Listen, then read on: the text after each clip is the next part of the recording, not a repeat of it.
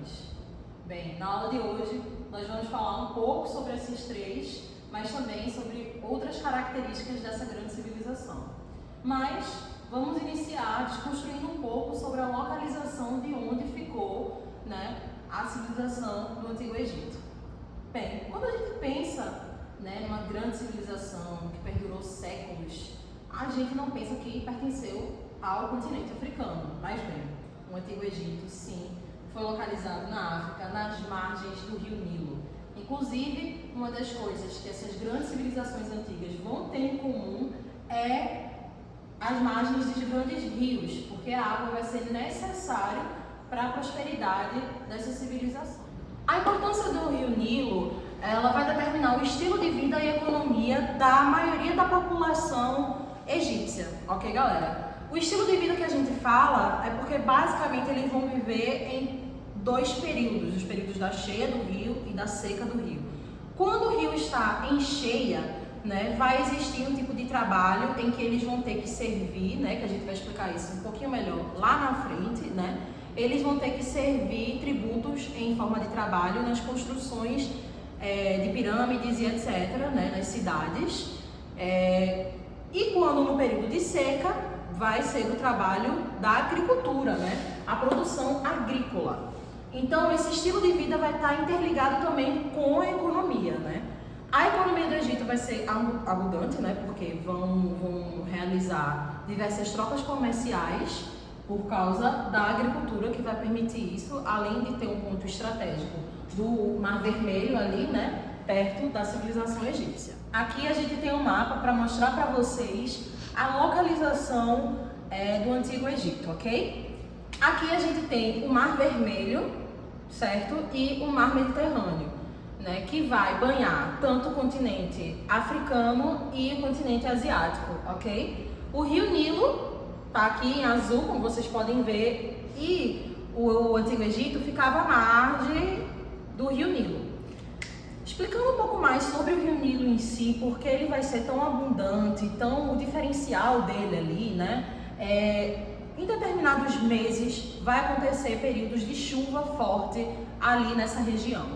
Nesse período de chuva vai acontecer que nutrientes vão ser passados para as margens do rio, certo?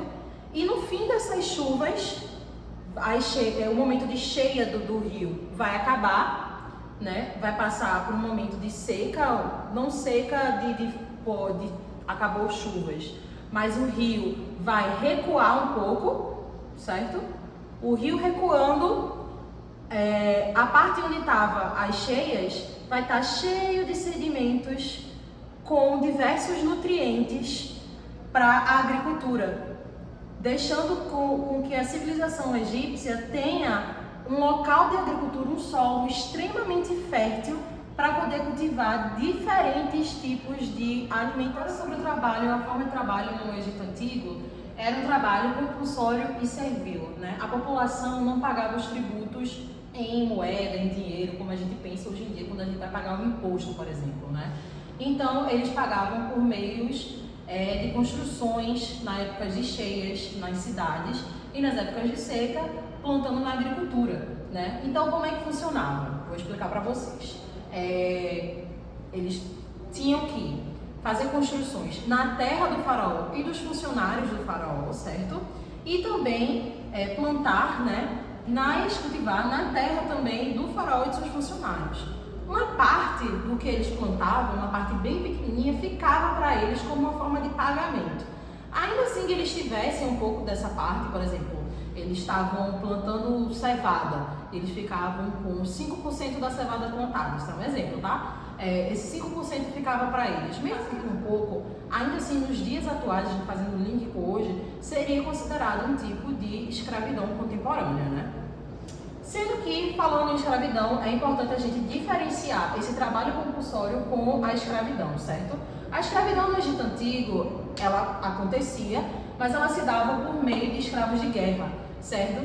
Quando o Egito ia em guerra com um inimigo, ele capturava aquelas pessoas, eles eram escravizados. sendo que esses escravos, eles não influenciavam tanto assim na economia do Egito, né? Então, o escravo ele não era necessário para a economia do Egito estar fluindo. Ele não era um ponto positivo para a economia, digamos assim, como no Brasil colonial, por exemplo, em que o tráfico de escravos, ele era um ponto extremamente lucrativo para Portugal.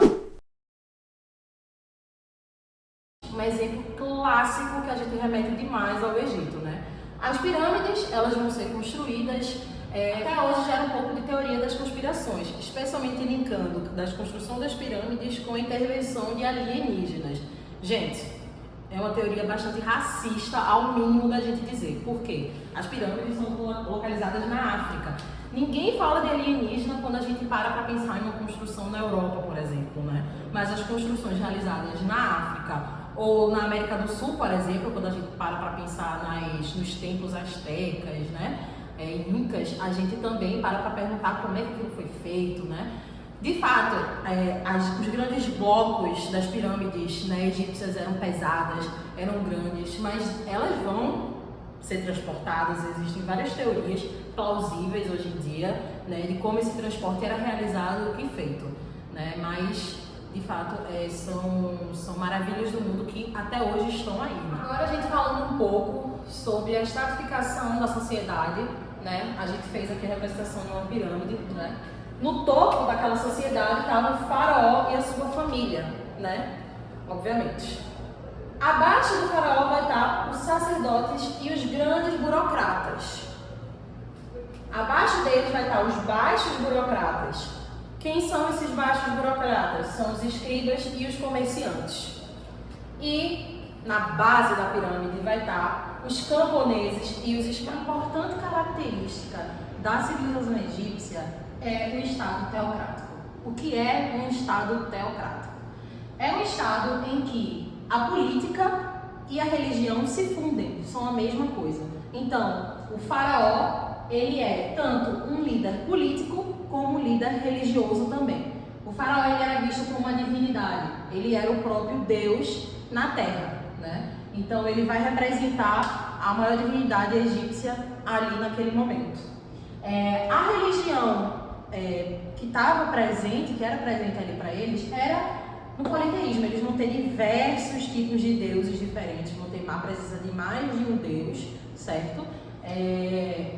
A gente também precisa lembrar na mumificação, certo? Porque eles vão acreditar que era necessário realizar a mumificação, principalmente dos faraós, né, e das suas famílias, esses membros de altos acreditavam que a mumificação era fundamental para a vida após a morte, né, para a próxima vida que viria ao faraó, né. A mumificação era realizada por esses membros da alta sociedade, como o faraó e a sua família, né. Então, a mumificação, os órgãos vão ser retirados, colocados em jarros específicos para o coração e seus diferentes órgãos, certo? E é nesse momento onde é realizado essa coleta dos órgãos que até a medicina vai avançar um pouco naquele momento, porque vai ter um conhecimento do corpo humano, né? Então, cirurgias vão ser realizadas nesse momento no Egito. A partir desse momento também, nas pirâmides, nos sarcófagos, vão ser deixados também objetos pessoais e também muito tesouro para, na próxima vida, o faraó também viesse rico, com muitos bens, né? Eles vão deixar cadeiras, camas, as espécies de camas da época, né? Para poder que ele tivesse uma vida de conforto também na sua próxima vida.